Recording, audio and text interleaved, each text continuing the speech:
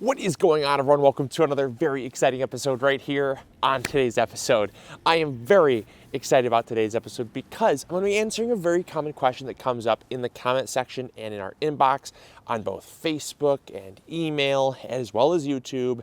And that is, Luke, how can I tell if my soil is dead?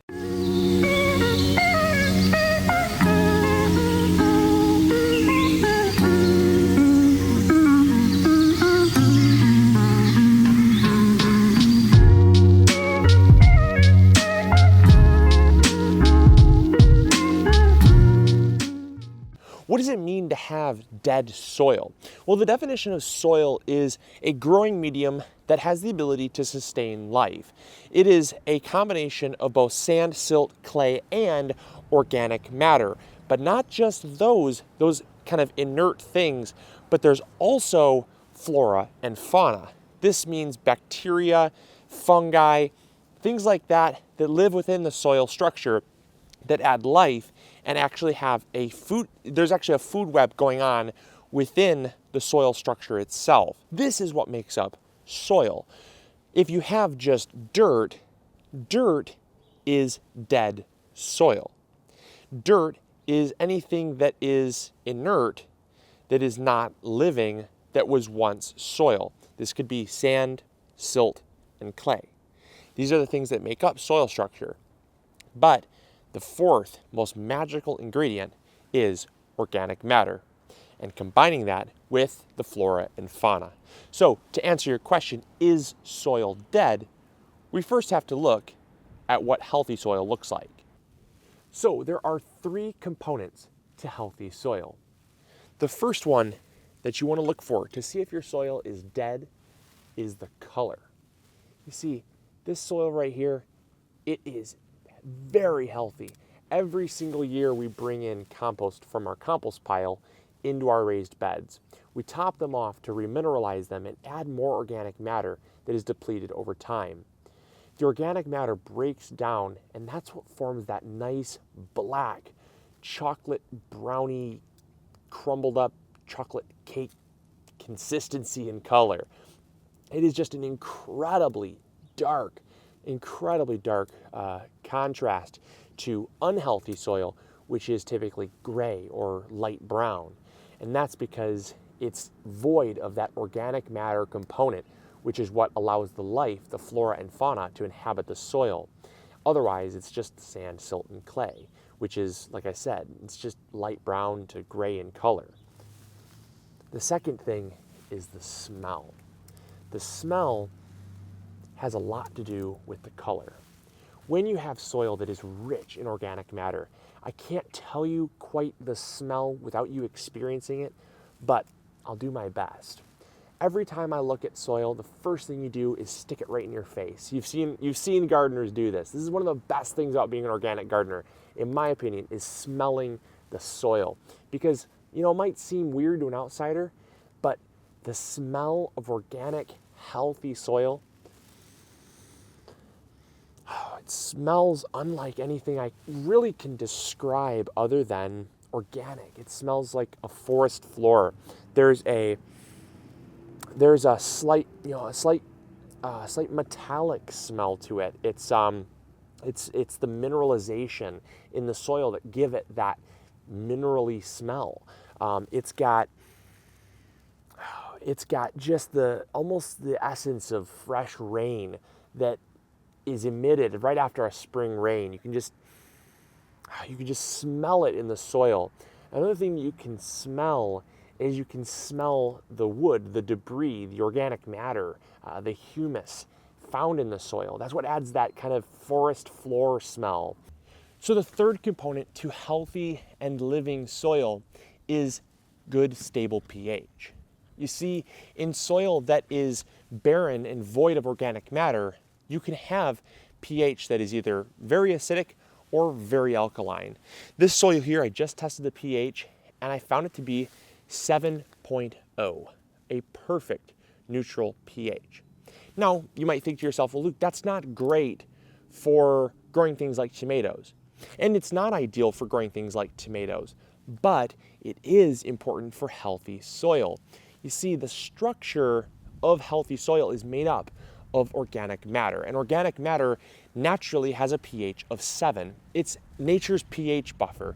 It will break down any acidity or alkalinity in the soil and bring it to a pH of 7, and that's because the soil microbes, the beneficial bacteria and fungi, they can inhabit most soils, but they inhabit the soil best at a pH of 7.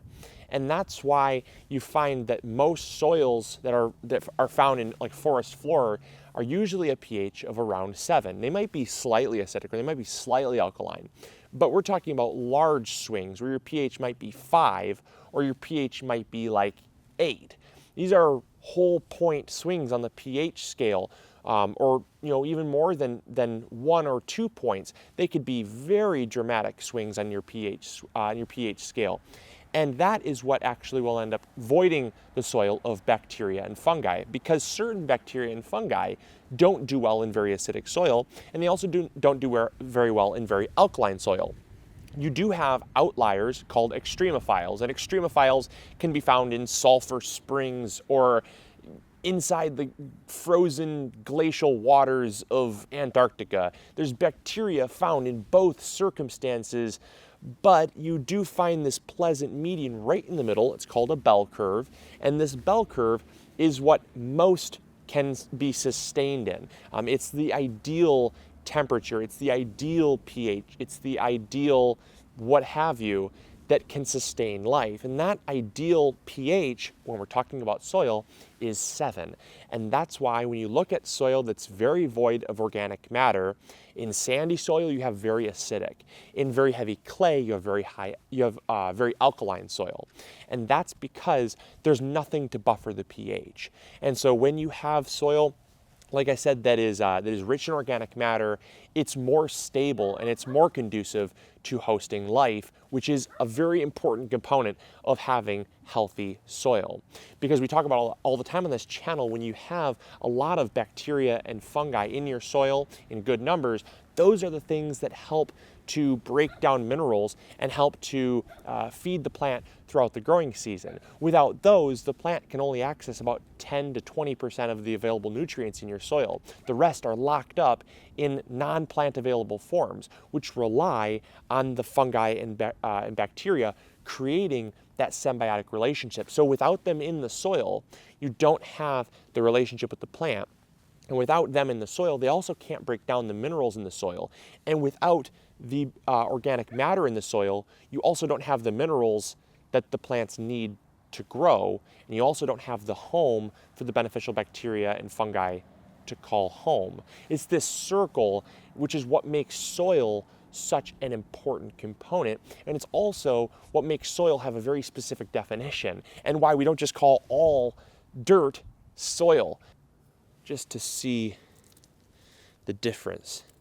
This soil has no life on it. It's by my grill, and I actually scraped all of the grass off and all the topsoil off so that no grass and weeds would grow around my grill. And that's what really provides a lot of the organic matter in life, is that topsoil layer. You see, there's only about 1 inch of topsoil that sustains all life on Earth. And so when you take that 1 inch of topsoil and you scrape it clean, that's really what leaves you with subsurface soil, which is barren. It's void of life. And you can see the dramatic difference between healthy soil and dead soil. And so I know all of you are going to ask for me to do this, so I'm going to smell this so I can give you a good example of what's found in dead soil in terms of smell.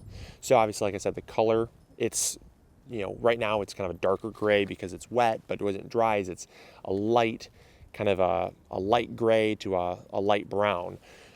Smell-wise, let's see. Oh, and by the way, this pH, since it has a high clay content, usually this pH is right around 7.5 to 8, pretty high on the pH scale for a successful garden. So the first thing you do smell is you smell kind of that kind of a multivitamin smell.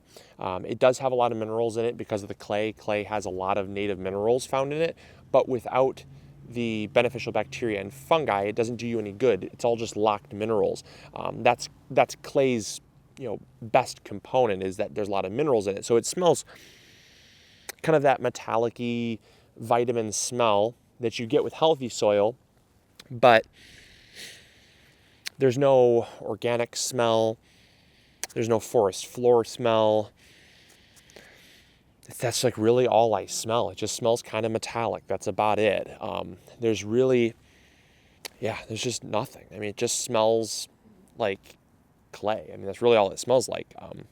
And the components of clay is just, clay is quite literally just decomposed rock. It's weathered rock that's been broken down and pulverized to the point where the particle size is so small that it just clumps together. And so you essentially are smelling rocks. And if you ever just picked up a bunch of rocks, it just smells like rocks are made up of minerals. And so that's all you smell. That's all you smell. There's nothing here. So that is dead soil. And you can see the more I play with it, it just becomes, it's more like silly putty, or, Play-Doh, or like pottery clay, who knows, whatever. It's void of life. And that's how you can tell if your soil is dead or not. I really hope you guys enjoyed this video. I hope you learned something new, and I hope you found it informative. If you did, make sure to hit that like button. It really does help spread more of these videos around to people who could use this information. And also, if you have used this information to see if your soil is dead or alive, let me know what you found out. If it's dead, the answer is fix it with compost, fix it with manure, fix it with some type of organic matter. If it is alive, let me know what your soil smells like. Let me know kind of stuff that you've experienced when it comes to smell. Maybe I'm missing something. Let me know, and I'd be interested to know what your experience is with your healthy soil. And as always, this is Luke from the MIgardener channel, reminding you to grow big or go home. We'll catch y'all later. See ya. Bye.